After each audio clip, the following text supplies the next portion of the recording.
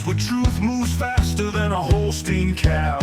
No waiting on some pretty page. We're charting new ground in the digital age. From genomic codes to worldwide facts, we cut through the noise, no holding back. Not your daddy's dairy news tonight. We're sparking debates with every insight. The ring's not where the real fight's at. It's in the data, in the channel chat. From pasture to processor to your morning cup, we're raising the stakes. Try and get ahead of herd. Yeah! Where the future's more than just a word. Ahead of herd. Come on!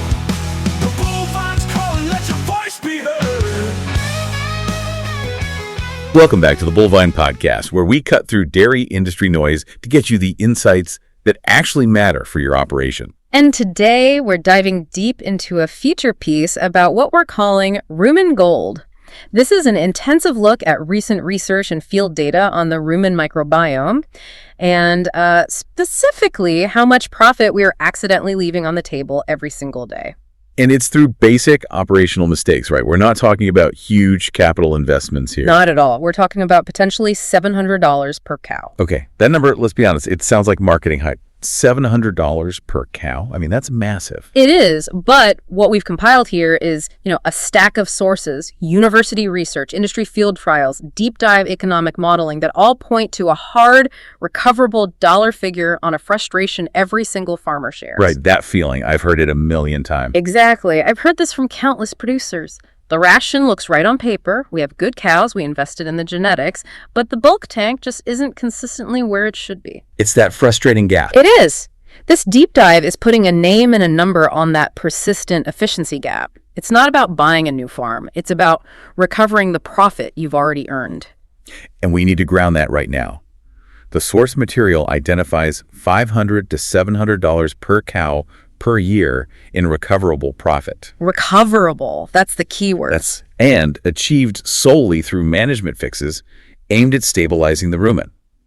So if you're running a modest 1,000 cow herd, you are talking about $500,000 to $700,000 annually. Just sitting there waiting to be picked up. I mean, that's the difference between a tough year and a very, very successful one. It's absolutely life-changing money. And this is where we really challenge the conventional wisdom, which is, the Bullvine signature style.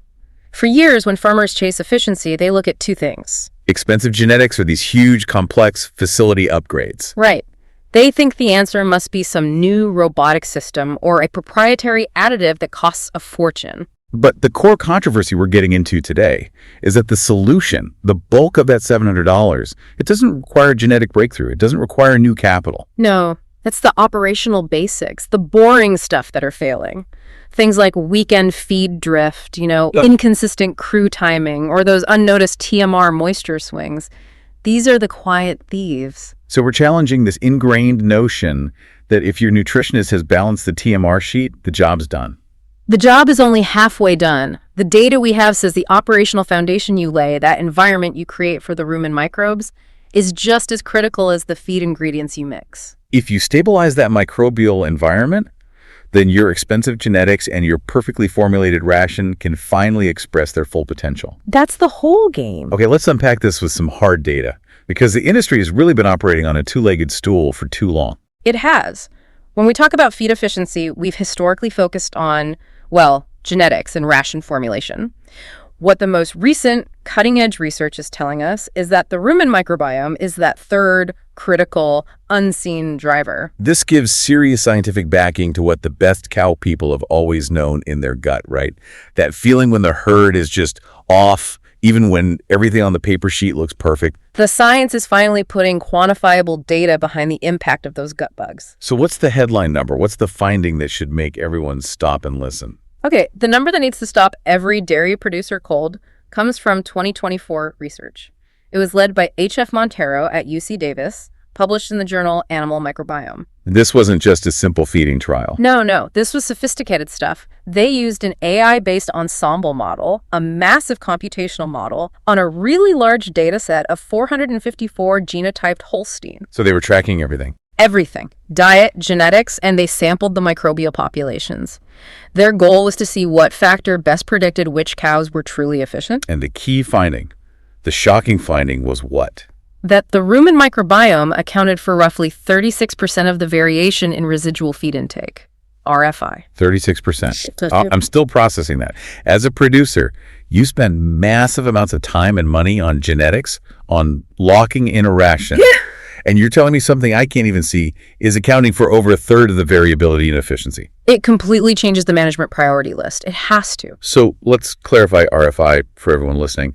What does that metric actually mean? Right. Residual feed intake is basically the gold standard for true feed efficiency. It measures how much feed the cow actually ate compared to how much milk she produced and how big she is, all relative to her peers. So a good cow has a low RFI. A great cow has a low RFI. She eats less than expected for her output. And this UC Davis data proves the microbiome isn't just a side player. It's a major driver, sitting alongside genetics and ration, not behind them. So if I'm a farmer who's invested heavily in low RFI genetics, but my feeding protocol is, let's say, erratic, then you are essentially sabotaging 36% of the genetic potential you just paid top dollar for. it's like you said, you bought the Ferrari. Exactly. You bought the Ferrari, the genetics, and the ration, but you're running it on gravel and stalling the engine every morning with inconsistent management. So the AI model became more accurate when they added in the microbiome data. Significantly more accurate. The prediction of efficient versus inefficient cows improved dramatically when they added the microbiome profile data to the genetic and diet information. This transition from, theoretical biology to actionable economics is what makes this research so powerful. What's fascinating here is the connection between the cow's genetics and her microbial community. There was another 2024 study, the Host Genome Microbiome Networks project, that dove into this. Wait, I remember reading the abstract on that. Didn't they find that parts of the core rumen microbiome are actually heritable? Yes. It's not just random colonization. The ability of a cow to successfully host a highly efficient, stable microbial community is influenced by her own genetics. So the structure of the rumen, her immune response, pH control, that's all genetically mediated. Exactly. It creates the specific niche for those microbes to thrive in. That's a huge paradigm shift. It means the cow's genome and her microbial passengers are working as this deeply integrated system to shape feed utilization and, crucially, methane output. It's an efficiency ecosystem. An ecosystem, perfect word for it. And you can't optimize the system by only looking at half the players. Okay, let's step out of the academic journals for a second and talk plain English. What is actually happening inside the cow when we disrupt that sensitive ecosystem? Because this links directly to what you see on the farm floor. It's a constant biological tug of war. That's the best way to think about it. Okay. You have two main teams of microbes competing for resources. On one side, you've got the fast fermenters. Think of them as the opportunistic sprinters. The sugar bugs. The sugar bugs, exactly. They thrive on the easy stuff, starch and sugars, the rapidly fermentable carbs. They multiply like crazy when those resources flood the system. And they rapidly produce volatile fatty acids, which drops the rumen pH fast. And on the other side? On the other side, you have the more deliberate, slower, fiber-digesting species, the fibrolytic species. These are the marathon runners. We're talking about critically important bugs like Fibrobacter and Ruminococcus. These are the ones that actually make butterfat. They're the butterfat engine. They produce acetate, which directly fuels butterfat production. And this is the key. These fibrolytic species are incredibly sensitive to pH drops. So they don't like an acidic environment. They hate it. They like a nice, stable environment, typically above a pH of 6. When the fast fermenters flood the zone and drop the pH rapidly below 5.8, the sensitive fiber digesters get stressed out. They slow down their activity, or they can even die off and just get washed out of the system entirely. So when the feeding environment is stable, when the cow is fed consistently and the pH is maintained, they balance out, they coexist. And you get maximal fiber digestion, steady component production, everything's humming along. But the moment we change the rules, the moment we introduce inconsistent feeding, slug feeding, or those TMR moisture swings, the fast opportunists win. They drop the pH, they inhibit the fiber digesters, and now you have a less efficient rumen. The cow is passing valuable fiber, your expensive haylage and corn silage, right through her system undigested. She's losing potential butterfat. And she's losing 36% of her efficiency potential. It's that simple. So what does that look like when you walk the barn? What are the on-farm symptoms of that microbial instability that a farmer can actually see with their own eyes? The first thing you usually notice is bouncing butterfat levels. You look at the DHIA report and the component percentages are just erratic day to day or week to week, and you know you haven't changed the ration or the forage. It's the bugs. It's the bugs. It's that microbial community cycling through shock and recovery. And what about fresh cows? It's those fresh cows who are stalling out. The ration sheet says they should be aggressively ramping up their dry matter intake, their DMI, but they just aren't. They hit a wall at 50 pounds of milk, and you can't push them higher even though the feed is perfectly formulated for them. So you're just burning money on feed they can't convert? Absolutely. And I think the most common insidious observation is just the general off days. You walk the barn, the rumination index on your collars is dipping, manure consistency is erratic, maybe a little more loose or bubbly. The cows just look a little sluggish. Exactly. It's not frank acidosis, but it's subacute rumen acidosis, Sarah. That means they are in a constant state of mild distress because of the operational shocks we keep introducing. And that shock, as the sources reveal, almost always comes from one of three places that are entirely within the farmer's control: inconsistent timing, TMR moisture swings, or the cow's ability to sort the feed. That's the trifecta of failure. The science is just overwhelming on this. You either manage the environment for the bugs, or you watch 36% of your feed efficiency potential drain away into the manure lagoon. Okay, let's jump straight to the first and maybe the most actionable management lever. That's feed timing and access. This is where we start building the case for that $700 per cow, because this operational consistency, or lack thereof, is the biggest disruptor on farms of all sizes. You call this the Saturday morning problem. I do, because I'm just not buying the story that every farm has perfect military-grade 6 a.m. feeding 7 days a week. It just doesn't happen. Right. During the week, maybe the main crew is tight.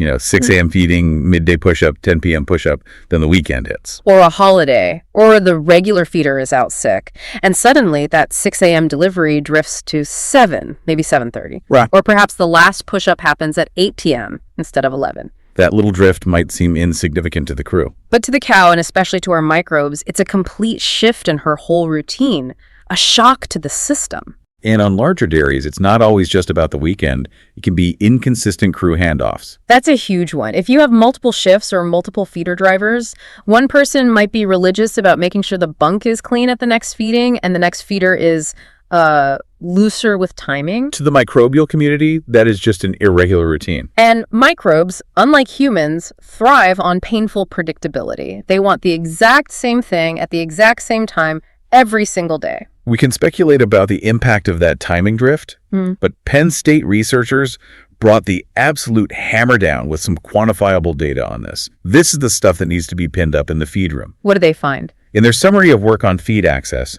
they looked at cows that experience a typical long overnight feed gap. And they found that cows restricted from feed for about 10 hours, which, let's be honest, is a very typical overnight reality on a lot of farms that don't push feed late.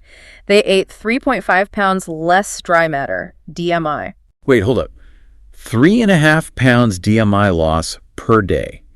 That is an automatic, non-recoverable loss of potential energy intake every single day. That alone should have every producer scrambling to change their schedule. It gets worse. The output is the most painful metric. Those same cows produced 7.9 pounds less milk per day than the cows with continuous access. 7.9, nearly 8 pounds. We are not talking about marginal losses here. We're talking about nearly 8 pounds of milk per cow per day, purely because the bunk was empty too long overnight. That is the single most important actionable data point we have seen in months, because it's not an expensive fix, an 8-pound swing just for tightening up overnight feed access. And you see this mirrored across the literature. Herds that were routinely pushing feed up late produced, on average, over 8 pounds more milk than herds that either didn't push feed or pushed it inconsistently. Let's talk about the microbial mechanism there, because it explains that extreme loss. It's brutally simple physiology. What's happening in the rumen? When the bunk is empty for too long, say over 3 or 4 hours, the cows get seriously hungry. Their motivation to eat is massive, and their internal rumen motility just increases dramatically. So when the TMR finally arrives, whether it's the 6 a.m. load or that midnight push-up, they're going to do what's called slug feeding. They consume a massive meal volume very, very quickly because they're making up for lost time. And slug feeding is a guaranteed recipe for a sharp, pathological pH drop. Guaranteed. You've just dumped a huge load of highly fermentable carbohydrates, all your starches, sugars, proteins, into the rumen all at once. The fast fermenters have a massive buffet. And they multiply and produce acid faster than the cow's natural buffer system or saliva can cope with. That rapid acid production immediately stresses those sensitive, slower fibrolytic species we talked about, the ruminococcus and fibrobacter populations. The pH crashes below 5.8, they slow down, fiber digestion halts, and you start seeing all the symptoms of SARA. So inconsistent feeding is literally administering a daily acid shock to the cow's digestive engine. Every single time. And if you do that every night or every weekend, the microbial community never gets a chance to stabilize. It's a constant cycle of shock, recovery, and inefficiency. The losses just stack up. So science says the actionable rule of thumb here is non-negotiable then. Bunks should not be empty for more than about 3 hours in your high-producing groups. Period. 3 hours. That sets a clear metric for management. And that means push-ups are not just, an aesthetic duty to make the bunk look nice. They are a physiological necessity that prevents slug feeding. You need more frequent push-ups in the first 3 to 4 hours after feeding, and critically, a final push-up before the night crew leaves to ensure feed is available until that morning load arrives. This is just critical for stabilizing DMI and maximizing yield. And we can't forget the transition cow angle either. The studies on transition cow management show that more consistent routines and that feeding schedule is the ultimate time cue for a cow lead to better metabolic profiles and stronger, less problematic early lactation performance. So disrupting that feeding cue right when she's metabolically fragile is just asking for trouble. You're asking for DAs and early lactation stalls. So, if the first phase of recovering the $700 per cow is purely about establishing and maintaining rigid consistency and timing, the investment cost is low. Mostly labor and discipline, but the return is massive. Potentially recovering 8 pounds of milk per cow per day. It's the highest leverage point, absolutely. And that's why it has to be phase 1 of any recovery plan. Okay, so if erratic timing is the noisy operational thief, then TMR dry matter inconsistency is the quiet one. This is our second management lever, and it is a major profit leak that farmers often miss because they're managing the weight of the feed. Not the actual nutrient content. And this is exactly what happens. The TMR sheet is based on an expected dry matter, say 50% for haylage. But if that haylage moisture shifts to 55% because of rain or moving to a wetter section of the bunker, And the batch weights on the mixer wagon stay the same. the cow consumes the same volume of TMR. The bunk looks just as full, but she is ingesting significantly less actual dry matter and therefore less energy and nutrient content. She fills up faster on water. She's full, but she's underfed. And when DMI drops by 5% overnight because of that simple moisture swing, milk production drops a few pounds per cow per day. And for a week, Sarah, nobody knows why. Everyone blames the weather or the milk processor. Until someone finally grabs the coaster tester and realizes the TMR is soupier than expected. The Penn State team highlights this by showing that herds that consistently keep their actual DMI within 5% of expected intakes, which absolutely requires strict routine TMR dry matter measurement and adjustment, are the ones who consistently achieve higher milk yield and stable components. The lack of routine DM checks is an invisible tax on your profit stability. And again, the microbiome feels it immediately, but in two opposite directions. Okay. Right. If the TMR is suddenly wetter, the passage rate speeds up. The feed just moves through the rumen quicker. That gives those fibrolytic bacteria less time to colonize, break down the fiber, and maximize VFA production. Efficiency just tanks. And on the flip side, if the TMR gets drier, maybe the corn silage is suddenly drier than expected, and you don't adjust. You are packing more concentrated dry matter and fermentable energy into that same meal volume. The fermentation runs incredibly hot, the rumen pH drops much sharper, and you stress the microbial community straight towards acidosis. So it's a lose-lose scenario if you don't adjust. It's a total lose-lose. So the fix, again, is simple in concept, but it requires discipline in execution. How often should we be testing the TMR dry matter? The consensus from the consultant nutritionists we reviewed is you need to be testing TMR dry matter at least once or twice a week, routinely. But more importantly, you have to test every time you switch bunker sections, move forage sources, or after a heavy rainfall that could soak the feed face. And you must log the numbers. You need a formal, non-negotiable trigger. When the TMR dry matter moves outside a reasonable band, say a 2-point or greater difference from the target, the batch weights have to be adjusted immediately. You cannot wait for the nutritionist to visit next week. That protocol, formalized and disciplined, prevents the majority of those mystery milk drops that frustrate everyone. It turns a reactive farm, chasing drops, into a proactive farm that maintains stability. Okay, let's move to the third lever in this management trifecta: particle size and sorting. This is the visual confirmation of microbiome disruption, what you call the 3 rations in 1 bunk problem. Every dairy farmer knows this image. You deliver a supposedly perfect TMR balanced, mixed correctly. You walk the bunk 60 minutes later, and there are these distinct piles of long structural fiber straw, long haylage stems, pushed away into a neat pile. The cow has literally engineered her own diet. She surgically removes the fine, rich, starchy stuff, leaving the structural fiber she needs for rumination. The paper ration says she's getting X fiber and Y starch, but the eaten ration is something completely different. It's a diet much richer in starch and poorer in effective fiber than was ever intended. That is a recipe for acidosis, regardless of what the nutritionist formulated. The cow is voluntarily slug feeding on a starch-heavy diet, which guarantees a pH crash. And this is why the Penn State particle separator, the PSPS, isn't just a suggestion. It's an absolute requirement for auditing the eaten ration. We need to be running it weekly to catch this behavioral and physical sorting issue before it costs us components. Let's talk specific targets, because the audience needs to know what they should be seeing in those shaker boxes. For high-producing corn silage-based rations, the Penn State guidance is very specific, and every producer should know these numbers by heart. Okay, lay them out. First, the top sieve, the really long stuff, should only hold 2 to 8% of the material. If you're seeing 15% there, you've guaranteed sorting. The cow won't eat that fraction anyway. Next, the second sieve is the core structural stuff, the physically effective fiber. You want 30 to 50% there. That provides the scratch factor. Then the next sieve down, the 4mm sieve, should have 10 to 20%. This is the material that promotes rumination.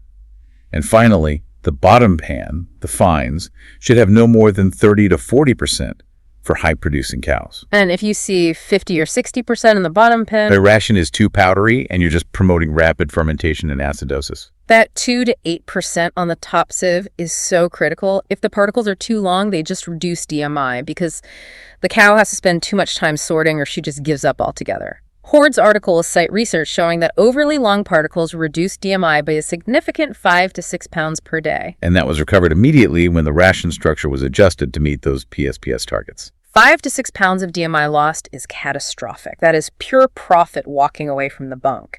And from the microbial perspective, that constant sorting acts like a daily self-inflicted shock. By picking out the starch, the cow is constantly pushing her rumen toward the fast-fermenting organisms.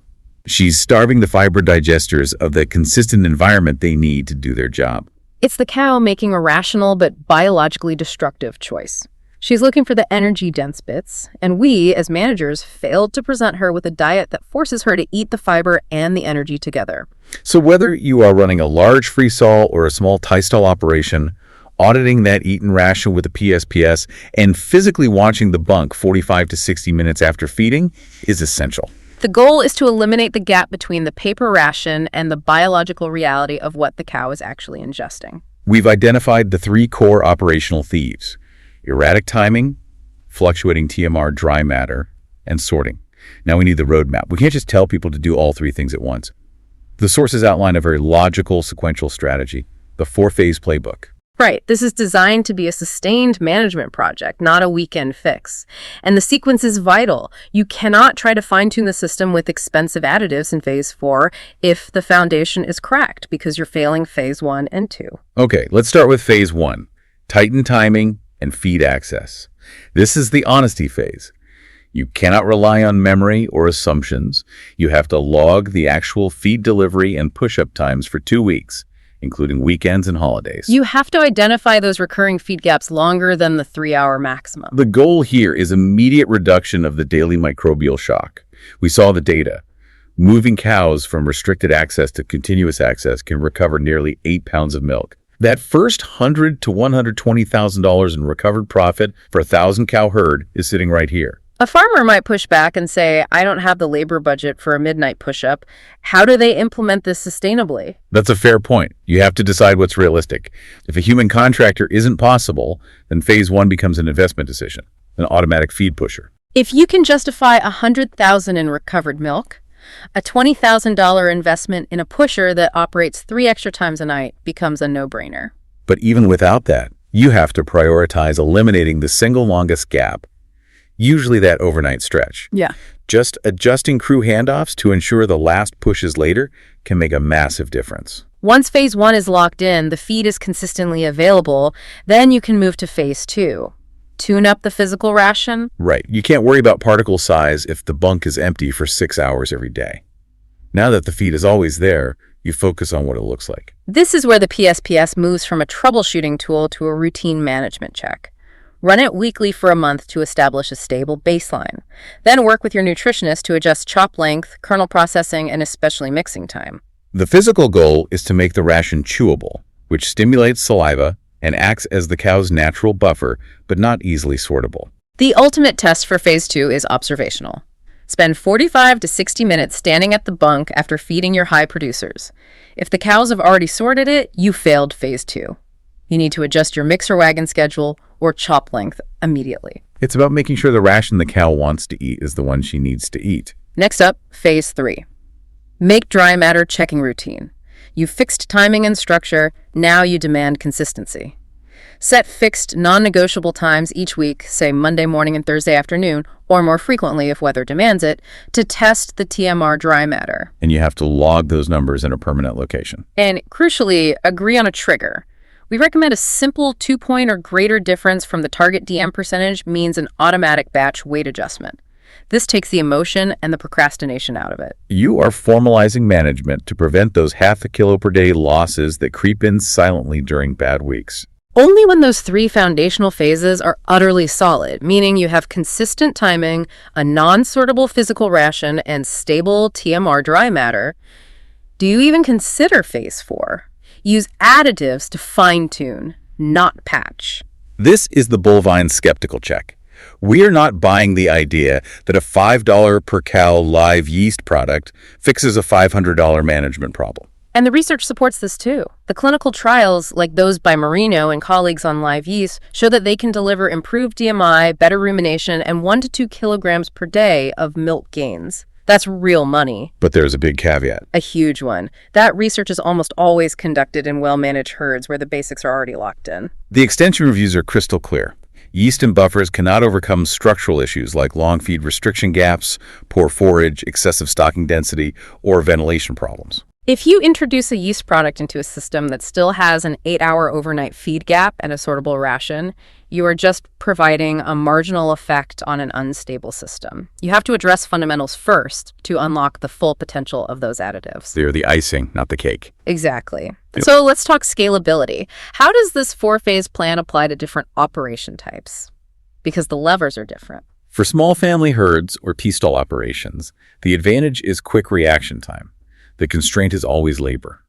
They should focus heavily on keeping feed times ridiculously consistent, even if it means changing the family schedule. And add a simple, consistent weekly DM check using a coaster tester. They might restrict expensive phase 4 additives only to the highest risk animals, like fresh cows, for maximum ROI. What about grazing or seasonal systems? The focus shifts away from the mixer wagon there. They still need consistency, but it's delivered through different cues. The questions change. Is turnout time consistent?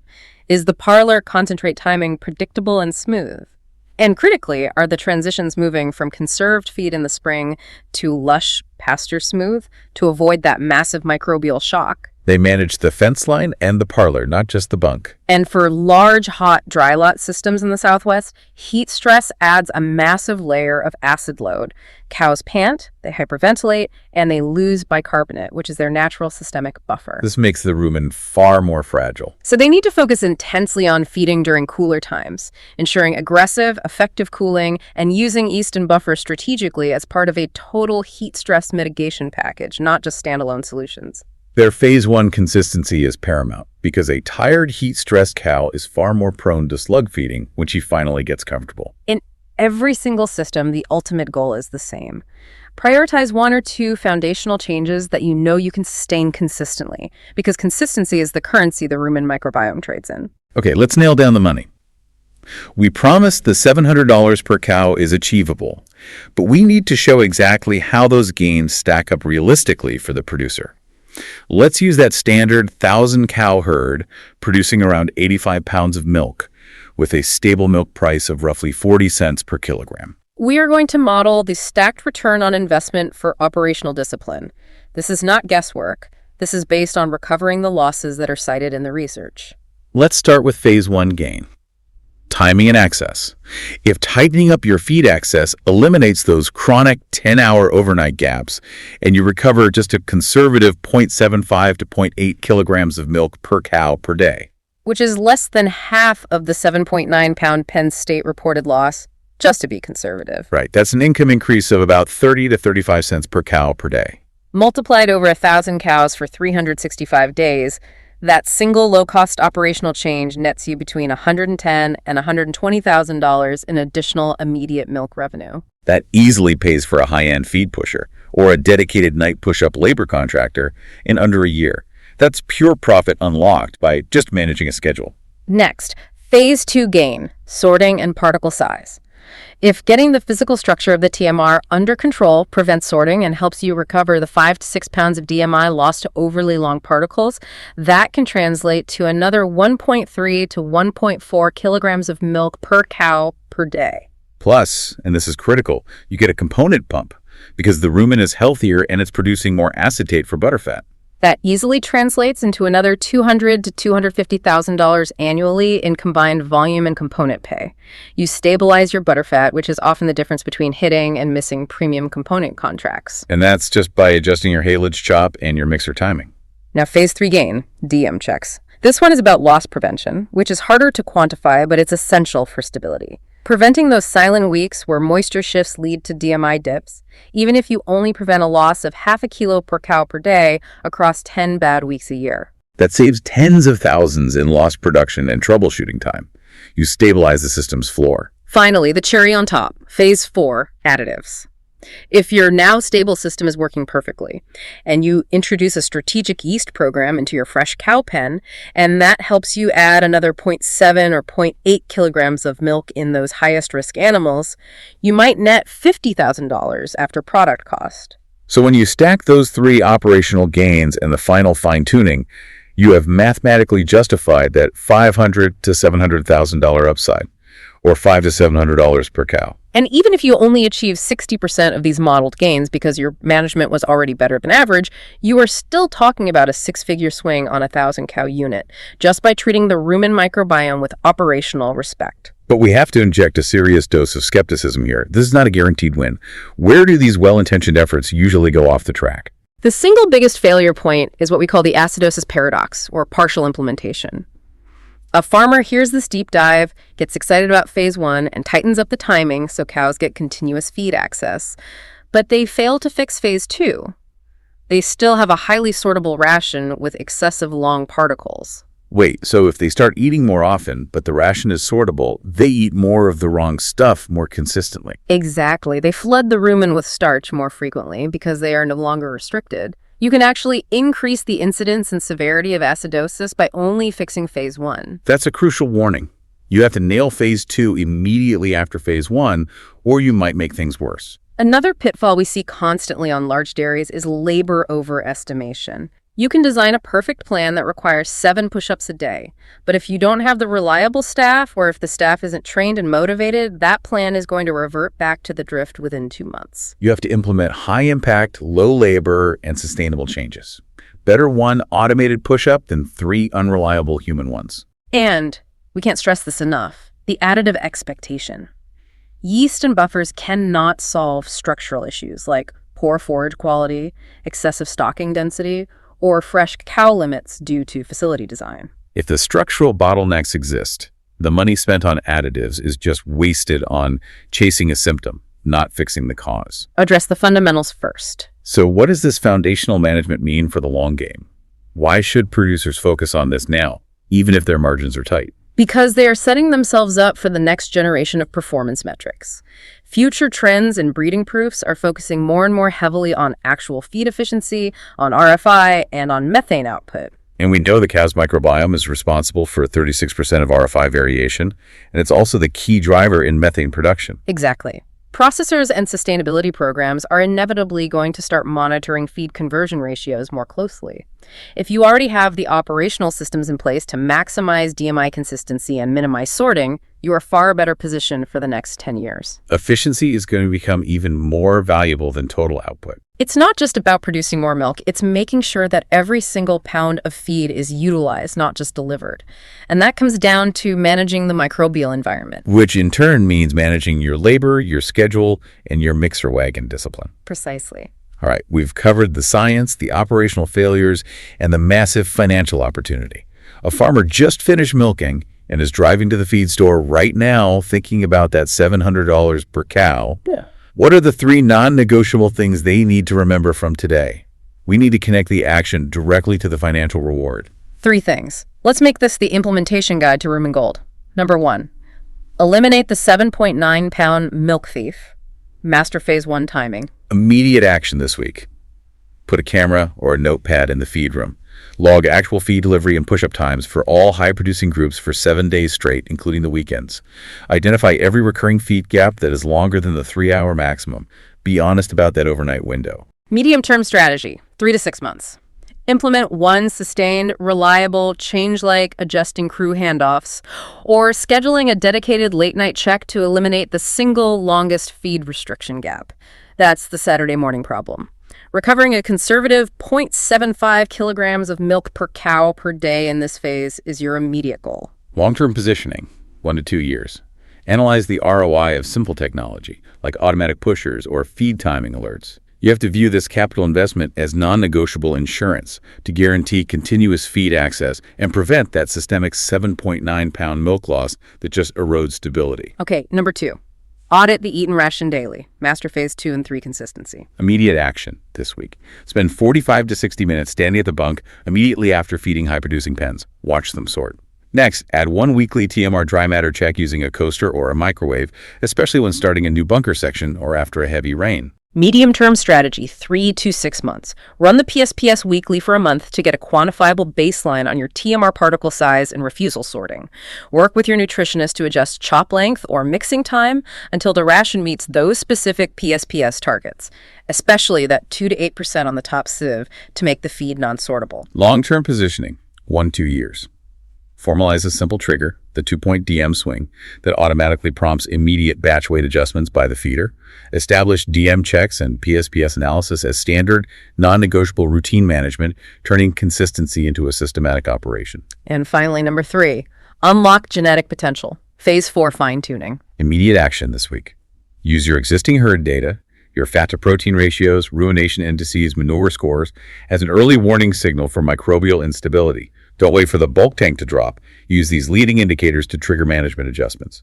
Medium-term strategy, 3 to 6 months. Only after phase 1, 2, and 3 are demonstrably solid, then you discuss a focused trial with live yeast or buffers with your nutritionist. Target specific, high-return groups like transition cows or fresh cows to maximize the 1 to 2 kilogram per day yield potential those products offer when used correctly. Long-term positioning, 1 to 2 years. View all operational labor and capital investments in timing and TMR consistency as foundational expenditures.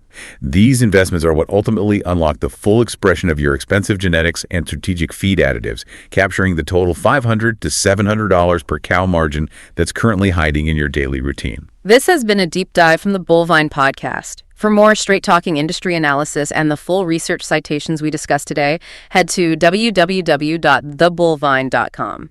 Subscribe wherever you get podcasts. We're out with new episodes every day, and upcoming topics will be drilling down into the real costs of lameness detection technology and balancing protein with sustainability demands. We'll see you next time.